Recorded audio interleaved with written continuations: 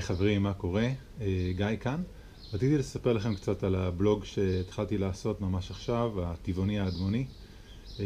הסיבה שהתחלתי לעשות את הבלוג היא מכיוון שאני רוצה לשתף אחרים במה שעובר עליי, על הטרנספורמציה והתהליכים שאני עברתי מצמחונות לטבעונות וגם הכנסה של חיים ספורטיביים ואקטיביים. אני היום בן 45. כבר מגיל 12 נכנסתי לעולם הצמחונות, אמנם בהתחלה עדינה, ולאחר מכן, לאחר צבא ממש, הפכתי להיות צמחוני בצורה מלאה ובכל אורחי החיים שלי.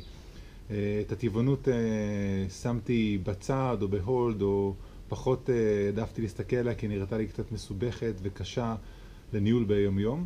ורק בשנה האחרונה, למעשה לפני שנה וחצי, עברתי מצמחונות לטבעונות.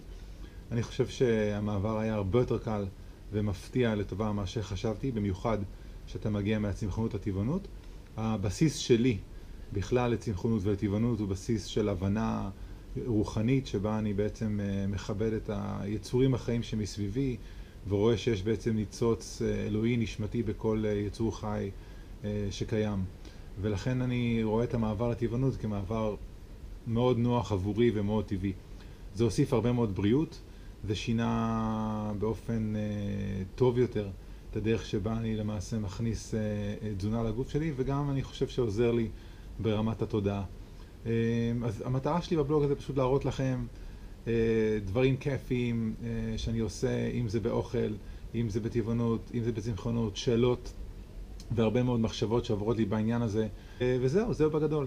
אז אני שמח להיות שותף או להראות ממה שקורה אצלי בחיים. אולי זה ישפיע על מישהו, אולי לא. אני מקווה שזה ייתן למישהו השראה לעבור לטבעונות, ואם לא, גם נפלא.